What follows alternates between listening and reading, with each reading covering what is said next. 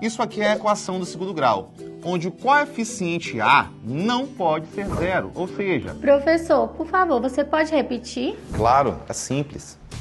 Aqui eu tenho uma equação... Com a plataforma Gonçalves Dias, você tem sempre um professor por perto. Aulas pelo canal do YouTube e pela TV Educação. Dicas pelo Instagram, conteúdos para downloads no site e muito mais. Plataforma Gonçalves Dias. Aprenda onde estiver.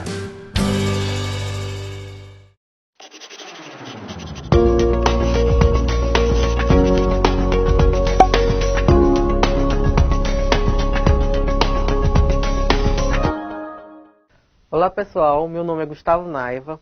Hoje nós vamos trabalhar a disciplina de Teoria Geral do Processo e o nosso assunto da aula hoje vai ser Princípios do Processo. Bom, inicialmente a gente tem que fazer algumas ponderações a respeito desses princípios balizares, né, do nosso direito processual. Bom, os princípios eles são definidos por alguns doutrinadores com a ideia de germe, de início, de fonte, né, de primeiras noções. Já outros doutrinadores definem, de fato, os princípios processuais como uma ideia, uma determinação sobre forma de, como uma ideia de determinação sobre forma de lei, que orienta um conjunto de fenômenos, né, essenciais, considerando como alicerce da ciência do direito esses princípios. Bom, na condição de regra básica, né, bem como de fonte do direito, porque alguns doutrinadores também têm esses princípios processuais como fonte do direito formal, né, não escritos. Bom, os princípios eles se constituem da estrutura central de todos os ramos do direito em um sistema jurídico, o que representa, né, dizer que se tratam de norma fundamental, né, de normas fundamentais provendo sustentáculo estrutural ao nosso direito processual, ou o direito de uma forma geral, estabelecendo o comportamento a ser observado nas relações jurídicas.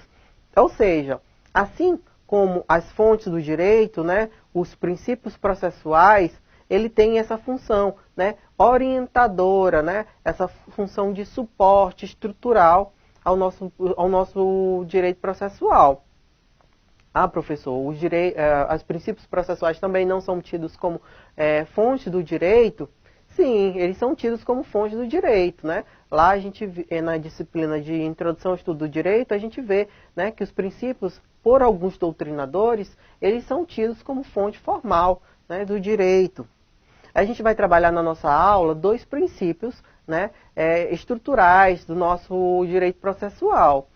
Aquele que vai permitir, inicialmente a gente vai trabalhar com um princípio que vai permitir o acesso à justiça e o outro princípio que vai permitir que, ao acessar a justiça, eu tenha uma decisão justa e imparcial, né, por meio do julgador. Bom, o nosso primeiro princípio é o princípio do acesso à justiça, né? Também conhecido como princípio da inafastabilidade da jurisdição. Ele trata-se de um direito de ação em sentido amplo. Bom, o que quer dizer isso, professor? Bom, basicamente dizer que o princípio de acesso à justiça ele é uma garantia, né, fundamental. Ele está lá na nossa Constituição Federal e ele é uma garantia fundamental do processo, né, que obriga o Poder Judiciário a examinar e a responder toda e qualquer pretensão de qualquer pessoa. Então, afastando qualquer limitação dessa forma do acesso, né, jurisdicional. Bom, a gente vai a um exemplo agora. Vamos imaginar que Joãozinho ele mora na zona rural de uma cidade qualquer. Bom, Joãozinho tem 10 hectares de terreno, né? Ele tem lá um terreno que tem, né, a dimensão de 10 hectares. Ele tem um vizinho que tem apenas 1 hectare. Determinado período de tempo, Joãozinho faz plantações nesse terreno. E a parte que faz fronteira com o terreno do vizinho, Joãozinho de fato não utiliza, né? Ele acha que aquela parte, nesse momento, não está servindo para ele, né? Para plantio, que o solo lá é muito árido. Então, de fato, Joãozinho não tem interesse em cultivar naquela parte do terreno. O vizinho, ao observar aquela situação, ele diz: poxa, Joãozinho não está utilizando, então quer dizer que eu estou precisando daquela área para montar um assentamento, né? Eu quero lá fazer um assentamento naquele terreno. Então eu vou adentrar 40 metros do terreno de Joãozinho. E Joãozinho, então ele assim faz. Joãozinho passa uma semana, Joãozinho, ressaltando que é possuidor e proprietário, né, legal daquela área, passou-se uma semana, Joãozinho percebeu que foi construído um assentamento em parte do seu terreno.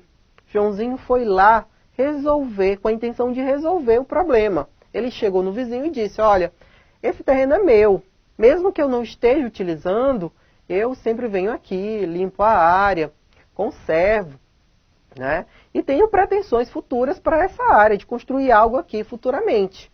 O vizinho não entende e diz: não, você não estava utilizando. Eu derrubei a cerca de arame farpado, construí outra cerca e agora estou utilizando essa área em meu benefício, né? Eu construí aqui um assentamento, eu tive um gasto ao construir esse assentamento. Joãozinho pensa em duas possibilidades. A primeira possibilidade é em fazer justiça com as próprias mãos, né? Ele diz: não, eu vou pegar um trator e vou derrubar todo aquele assentamento e levar junto com ele todo e qualquer tipo de construção. Vou tirar a força, vou utilizar a força e vou tirar, de fato, aquela pessoa do meu terreno. Vou mostrar para ele que eu sou o dono. Só que Joãozinho lembra do princípio do acesso à justiça, né? Que é por meio desse princípio que é possível compreender que a autossatisfação dos interesses individuais, conhecidos também como justiça com as próprias mãos, é proibida no Brasil.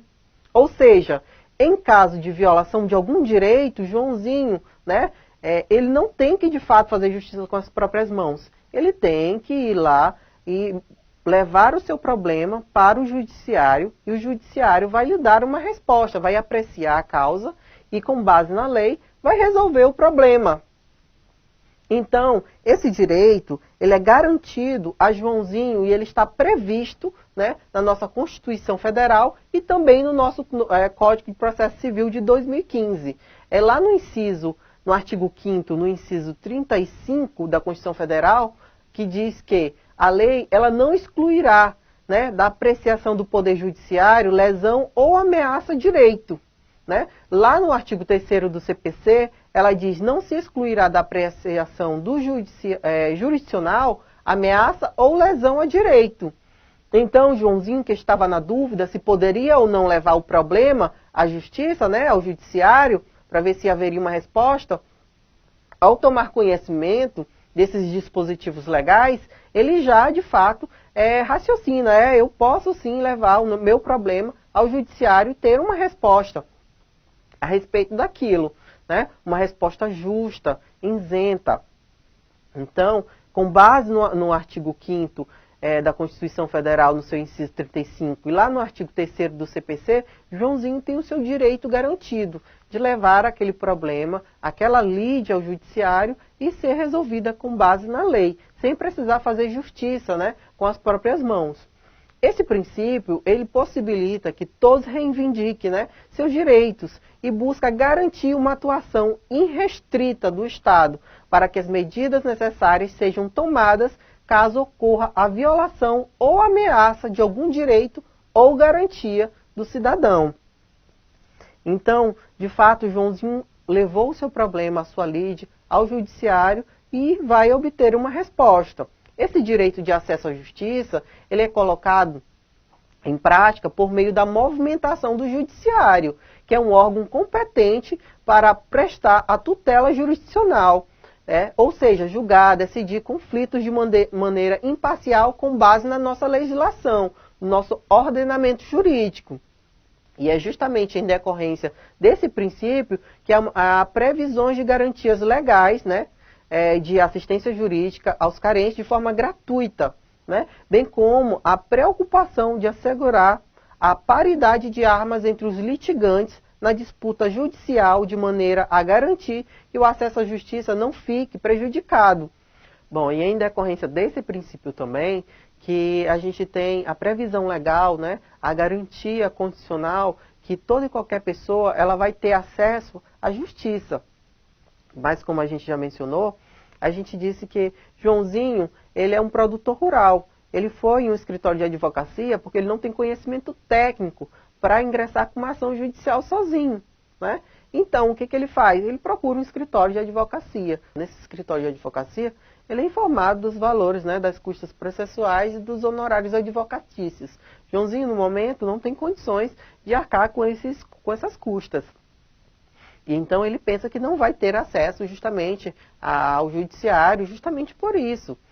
Mas, né, o que Joãozinho não contava, que é justamente em decorrência desse princípio, né, é que há uma previsão de garantia da assistência jurídica aos carentes, de forma gratuita.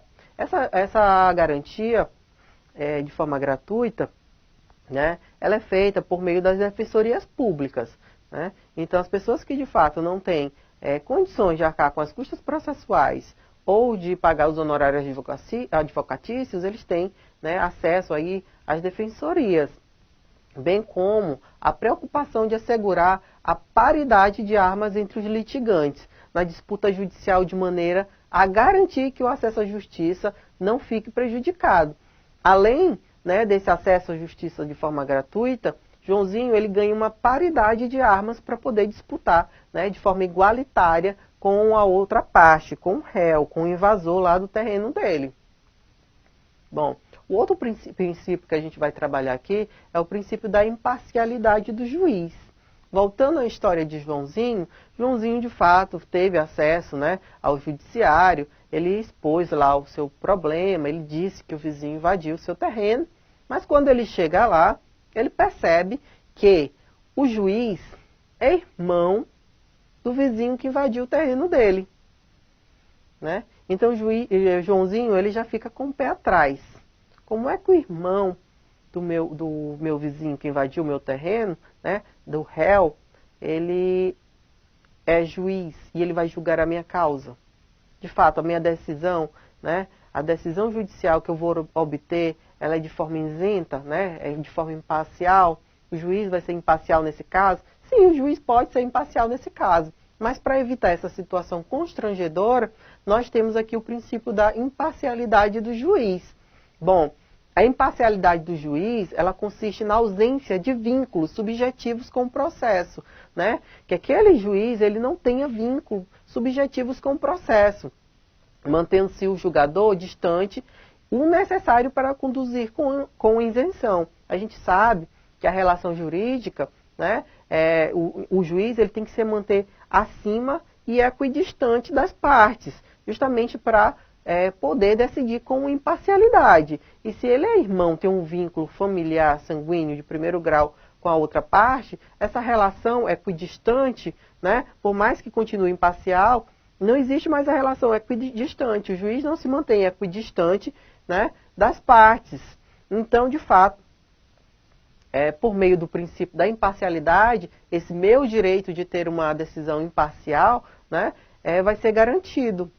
Esse princípio está previsto lá no artigo 5º da Constituição Federal, né, onde diz que todos são iguais perante a lei, sem distinção de qualquer natureza, garantindo-se aos brasileiros e aos estrangeiros residentes no país a inviolabilidade do direito à vida, à liberdade, à igualdade, à segurança e à propriedade nos termos seguintes.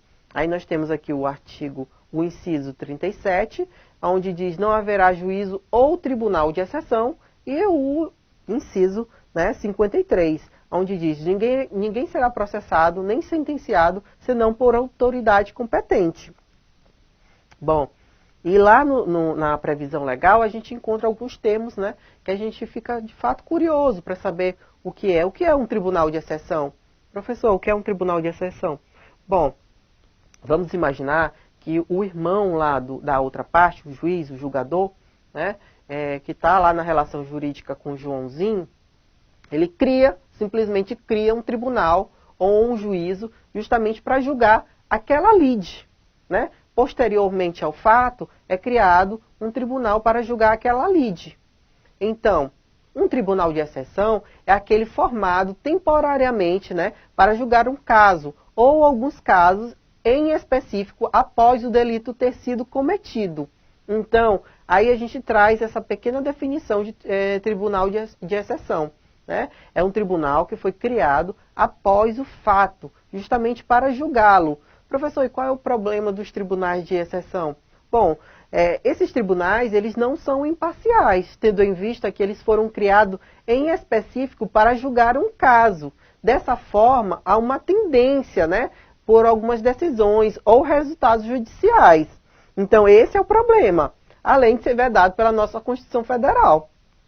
Bom, a Constituição Federal, lá no seu artigo 95, ela confere, né, aos magistrados algumas garantias, né, as garantias da vitaliciedade, inamovibilidade, da irredutibilidade de subsídios, né, justamente para que para aquele juiz, para aquele julgador, ele possa atuar com isenção, independente, né, com independência, o que inclui declarar-se suspeito ou impedido. Caso aconteça alguma situação, aquele juiz, ele tem as suas garantias constitucionais, que é justamente para quando ocorrer uma situação dessa, que aconteceu com o Joãozinho, ele era irmão da outra parte, ele se declare, né, ex officio, ou impedido ou suspeito. Então, justamente isso que o artigo 95 nos traz, essas garantias para que haja justamente, né, essa possibilidade do juiz se declarar impedido ou suspeito. O juiz, voluntariamente, ele pode, de fato, se afastar, né, do processo, aonde esse processo ele vai passar para um substituto legal, para que esse juiz substituto ele possa, de fato, julgar a lide. Tá bom? Bom, aqui a gente tem a definição de suspeição. Vocês me perguntam o que é suspeição? Quando é que o juiz está suspeito, né? Bom, suspeição é o ato pelo qual o juiz, por sua condição pessoal, parentesco, por exemplo, como foi no caso do Joãozinho, ou posicionamento na lide, tem a sua imparcialidade questionada, prejudicando a sua função de julgamento e exercício da jurisdição e, consequentemente, ameaçando os pressupostos processuais. Bom, já que no impedimento, a gente tem essa vedação do exercício de suas funções, né, nas funções do juiz, no processo, do julgador, no processo, em decorrência das causas previstas no artigo 144 do CPC. Lá no artigo 144 do Código de Processo Civil, a gente tem, né, elencados algumas causas de impedimento, tá bom? Eu coloquei aqui apenas algumas para vocês verificarem, né, as situações em que o juiz ele é impedido.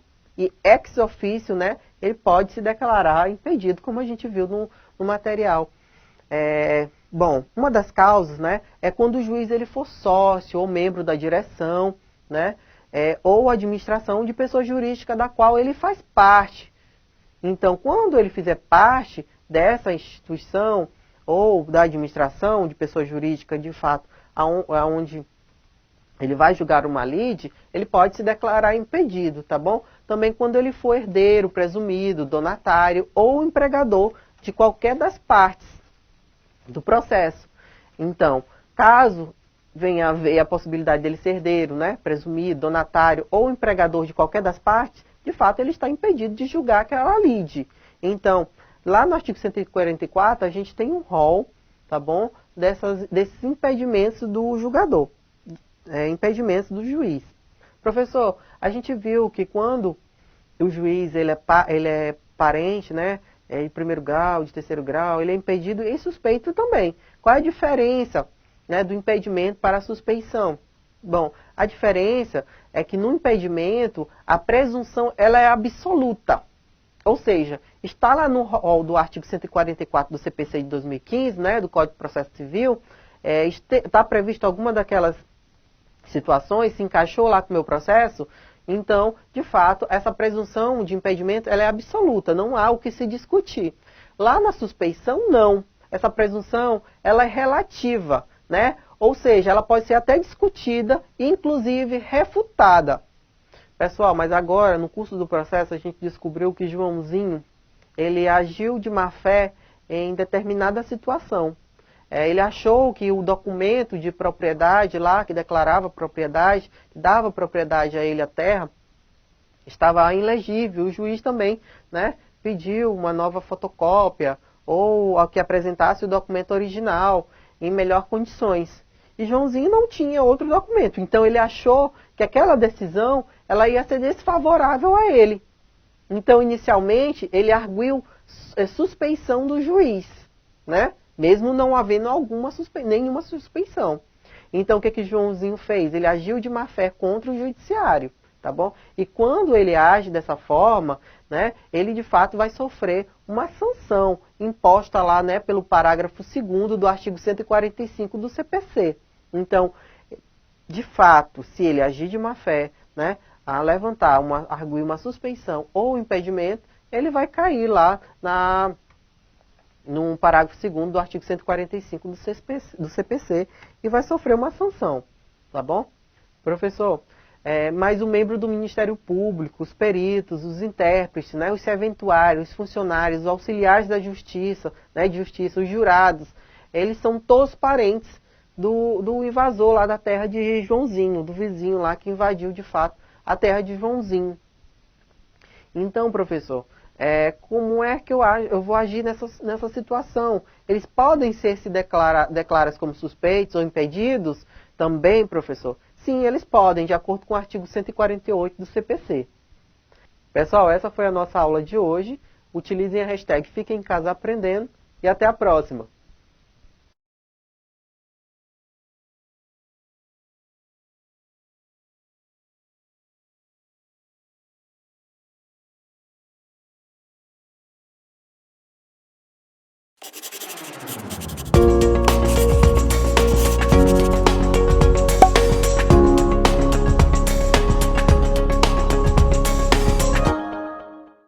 Olá pessoal, meu nome é Gustavo Naiva, sou professor de Teoria Geral do Processo e hoje vamos dar continuidade à nossa aula de princípios processuais.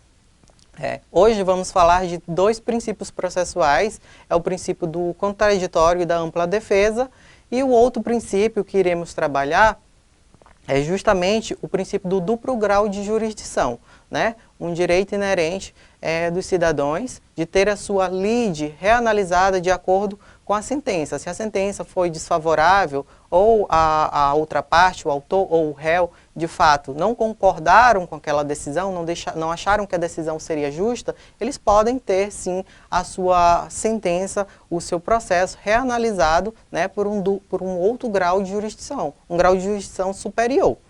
Inicialmente, vamos falar aqui do princípio do contraditório e da ampla defesa. Bom, o princípio do contraditório e da ampla defesa, em direito processual, é um princípio, né, jurídico fundamental do processo judicial moderno.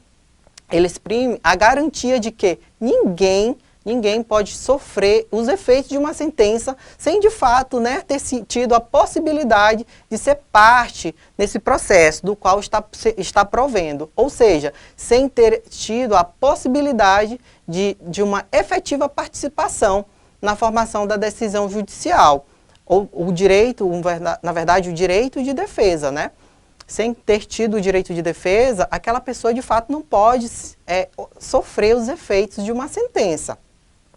Bom, temos um exemplo, vamos exemplificar essa situação com vamos dizer que uma senhora de 65 anos, de fato, recebe um benefício de aposentadoria, né, por idade, lá pelo regime geral da Previdência, do INSS, e em determinado momento ela contratou um benefício, né, contratou um empréstimo consignado com um determinado banco. Bom, essa senhora, ela foi lá, falou com o gerente, viu as possibilidades, concordou, né, com os termos contratuais lá do empréstimo consignado e aceitou. Ela fez o uso do dinheiro, o dinheiro foi depositado em sua conta, ela fez o uso do dinheiro. Passando um determinado tempo, aquela senhora, ela viu que a parcela que ela pagaria do empréstimo consignado ficaria muito pesada. Ela não teria condições de arcar com todas as suas despesas, né, eventuais e pagar o empréstimo. Então aquilo dali para ela foi prejudicial. Ela fez em determinado momento, mas depois ela analisou e foi prejudicial. Então, ela decide ingressar com uma ação processual, né, ingressar no judiciário, dizer que de fato o empréstimo consignado ele foi fraudulento, né? Então o juiz, ele acolhe, ele vê lá de fato que a petição inicial ela está de acordo, né, com todos, ela tem todos os pressupostos processuais e que, de fato, aquela senhora, ao analisar ali a pretensão dela, que aquela senhora ela está correta, que o banco, de fato, né, aceitou um empréstimo fraudulento, consignou um empréstimo fraudulento. Ele deixou de ouvir a outra parte e, assim, sentenciou o processo. Então, de fato, o banco, ele não pode sofrer, a pessoa jurídica, ele não pode sofrer, né, os efeitos de uma sentença sem ter tido a oportunidade de ser parte no processo. Então, por isso, em todo o processo contencioso, há pelo menos duas partes, para que de fato não aconteça, né, essa situação.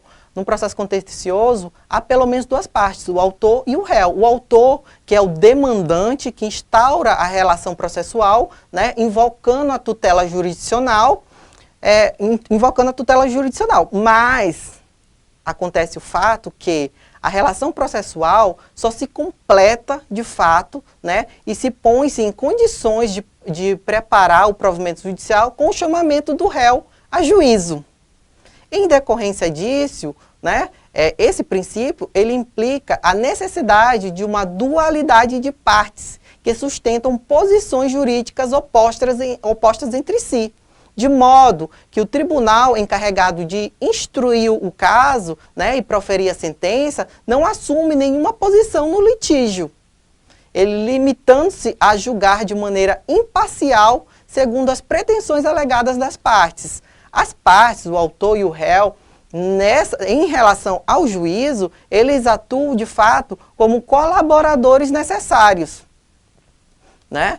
Eles trazem provas e alegações, né, a juízo, onde o juiz vai analisar, né, e julgar de acordo com as provas, de acordo com as alegações. Então, assim, o princípio do contraditório é um corolário, né, do princípio do devido processo legal. Ele significa que todo acusado ele terá o direito de resposta contra a acusação que lhe foi feita, utilizando, para tanto, todos os meios de defesa admitidos no direito, né? Então, desse princípio, na verdade, se depreende-se, né, duas exigências. A primeira é que as partes elas têm, na verdade, que tomar ciência de todos os atos praticados no processo, né? Os litigantes no processo, eles devem saber de tudo o que ocorre nele. Logo, quando o autor ele exerce o seu direito de ação perante o judiciário, o réu tem o direito de ser informado, né? Então, o juiz, quando o autor ele vai lá, vamos dizer o caso da senhora, né, de 65 anos, que contratou lá o empréstimo consignado e depois viu que, de fato, ela não poderia arcar com aquela parcela daquele empréstimo. O juiz, ele deveria, de fato, ter, né, notificado a parte, a pessoa jurídica, o banco, e a partir dessa notificação, né, de acordo com o artigo 238 do Código de Processo Civil, de 2015, a parte, né, o réu, ele teria um prazo de 15 dias para contestar, né, aquelas pretensões iniciais alegadas, né, pelo autor, pela senhora lá. Então, de fato, né, o juiz ele precisa oferecer essa possibilidade jurídica para outra parte, tanto que ele tome ciência, né, para que ele tome ciência do ato, né, do processo, tanto para que ele possa se defender, para que ele possa apresentar a contestação no devido prazo legal, de acordo com o artigo 335 do Código de Processo Civil de 2015. Bom, a segunda desdobramento, né, a segunda exigência de fato desse princípio é que ambas as partes se manifestem, né, no processo, que eles tenham a possibilidade de se manifestar. É o que ocorre aqui de acordo com o artigo 335. A parte, ela toma ciência do processo, né, a pessoa jurídica, o réu, ele toma ciência do processo, né, e vai apresentar a sua contestação, as suas alegações, as suas razões perante o juízo, né. Então, ao tomar conhecimento, né, o juiz também deve oferecer essa possibilidade de manifestação no processo, né, para que as partes elas apresentem suas razões, as suas pretensões, né, que se oponham ao apresentado pelo adversário, que ele contradite, de fato, o que o adversário, o que o autor da ação alegou na inicial. Bom, esse princípio está previsto lá no CPC de 2015, no artigo 9º e no artigo 10. O artigo 9º diz que não se proferirá decisão contra uma das partes sem que ela seja previamente ouvida. Então, aquela parte, né, ela precisa ser informada que, de fato, há um processo, dos atos processuais, né, e que seja oportuno para ela, seja oportunizado para ela a defesa, que ela possa se defender. Bom, no artigo 10 já diz que o juiz ele não pode decidir em grau algum de jurisdição, mesmo que seja em segunda instância, o juiz ele não pode decidir, de fato, né, sem ouvir as partes, sem oferecer a oportunidade de defesa para a parte, com base em fundamento a respeito do qual não se tenha dado às partes a oportunidade de se manifestar, ainda que se trate de matéria sobre a qual deva decidir de ofício. Mesmo naquelas situações em que o juiz ele deve, né, de fato, decidir de ofício, ele tem que oferecer, de fato, a oportunidade para a parte contraditar a outra. Então, ele deve dar ciência para a parte para que ela possa, de fato, contraditar. Pelo princípio do contraditório também tem-se a proteção ao direito, né, de defesa, de natureza constitucional, conforme consagrado no artigo 5º, inciso, né, 55. Aos litigantes em processo judicial ou administrativo e aos acusados em geral são assegurados o contraditório e a ampla defesa, com os meios, né, e recursos a eles inerentes. Certo, professor, o senhor já falou lá que, de fato, né, do contraditório, mas e a ampla defesa? O senhor pode exemplificar para a gente? O senhor pode resumir que, de fato, é a ampla defesa? Sim, pessoal, já a ampla defesa, conforme falado aqui no artigo 5º, né, corresponde ao direito da parte de se utilizar de todos os meios e a seu dispor para alcançar o seu direito, seja através de provas ou de recursos. A parte ela tem, né, ao seu dispor o direito de se utilizar de provas, né, essas provas que de fato sejam válidas, né, provas testemunhal, prova documental, todas as provas que o direito admite, tá bom? E já lá na última fase processual, já lá na sentença, foi dada uma sentença e a parte de fato não concordou, não achou justa. Então ele pode de fato subir um recurso. Isso também reflete, né, o princípio do duplo grau de jurisdição, que a gente vai ver mais à frente. Como em um processo, todas as partes, né, litigantes estão equidistantes do juiz, a gente falou, né, que o juiz ele precisa, de fato, ficar acima e, né, distante, de forma igual das partes, né? Ou seja, está em pé de igualdade. Tudo que uma parte afirma, a outra poderá contraditar. Então, toda oportunidade probatória deferida para uma parte será deferida para outra também. Então, o mesmo direito que uma tem, de fato, de alegar algo, a outra tem o direito de contraditar, tá bom? Embora conceitualmente diferente esse princípio do contraditório e da ampla defesa, esses dois princípios se completam, né? Conspirando para o surgimento da única verdade que interessa para o processo, a verdade processualmente válida. Então, o processo, a gente sabe que ele busca, né, a verdade processualmente válida. Então, de acordo com esses dois princípios, né, utilizando-se desses dois princípios, a gente pode, em pé de igualdade, dar a oportunidade das partes se defenderem, né, das alegações, contraditar as alegações da outra parte e dar ciência dos atos. Como é que ele vai se defender de algo que ele não sabe, né? Então, aí cai o caso daquela senhora lá de 65 anos, né, que entrou lá com um processo contra o banco, mesmo sabendo que estava errada, que ela aceitou os termos contratuais, ela entrou e o juiz lá sentenciou. Isso é um caso hipotético, geralmente não acontece, né? mas é só para exemplificar. Se de fato o juiz tivesse acolhido todos os pedidos da iniciais e não dado ciência ao banco e a oportunidade dele contraditar, de se defender, né, ele estaria ferindo, né, o princípio da ampla defesa, do contraditório, ou do contraditório da ampla defesa, como a maioria conhece. Bom, agora nós vamos falar a respeito do princípio do duplo grau de jurisdição. Professor, eu tive uma sentença injusta, né? Eu pedi 4 coisas na inicial, fiz 4 pedidos na inicial, mas o juiz só me deu 2, né? Ele entendeu que de fato eu só teria direito a 2, né? Eu pedi indenização por danos morais, eu pedi indenização por danos materiais, psicológicos, né? E pedi também uma possível, né, indenização, né, pelos danos sofridos ao decorrer do processo, né, uma reparação. Mas o juiz só entendeu que eu tinha direito de fato, aos danos morais, né, e a danos materiais. Então, eu posso ter uma reanálise do meu processo? Eu posso pedir uma reanálise do meu processo? Sim, você pode pedir uma reanálise do seu processo. Graças ao princípio do duplo grau de jurisdição, você vai ter a oportunidade de ter o seu processo, a sua sentença reanalisada, né, por um grau superior, né? Ou seja, o juízo ACO, que é o que proferiu a decisão inicial, ele vai submeter a sua decisão, né, a uma reanálise pelo juízo adquem, ou seja, o outro grau, né, de jurisdição, um grau superior de jurisdição. Bom, o princípio do duplo grau de jurisdição é um princípio que possibilita, como falado, o direito à revisão de uma decisão, que quase sempre é feita a pedido da parte vencida ou insatisfeita.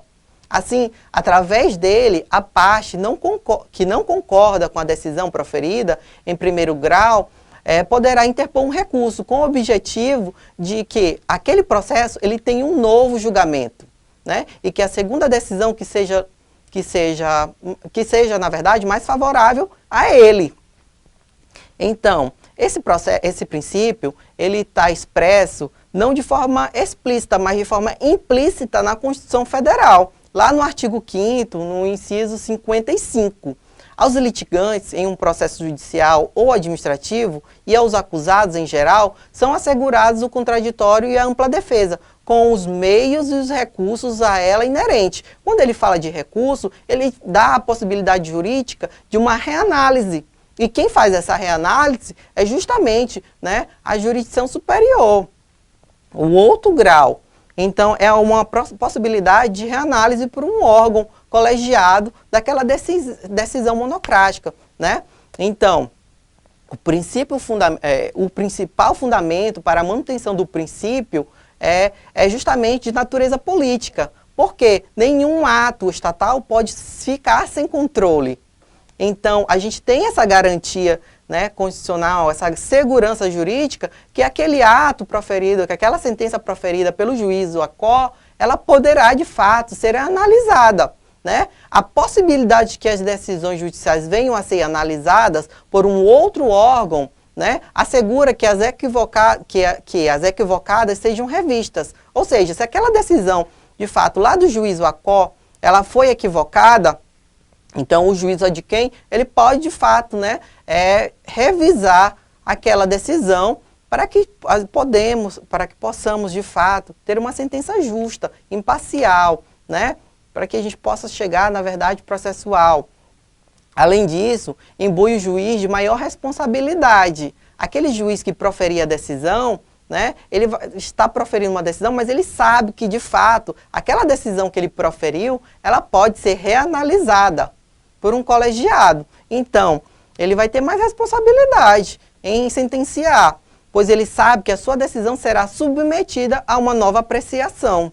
Aquela decisão dele não vai ser definitiva, ele não vai resolver para sempre, como o pessoal fala, né? Aquela decisão, ela vai ser passível de recurso, de apelação ou de um recurso ordinário, de acordo, né, com o processo. Bom, como regra, o duplo grau de jurisdição depende da provocação do interessado, ressalvando, né, a remessa necessária. Professor, o juiz de ofício, ele pode, de fato, olha, minha decisão ela não foi justa, eu acho que eu me equivoquei aqui, então eu posso subir um recurso e mandar aquela sentença para um outro grau de jurisdição, né, para uma reanálise lá do Tribunal de Justiça?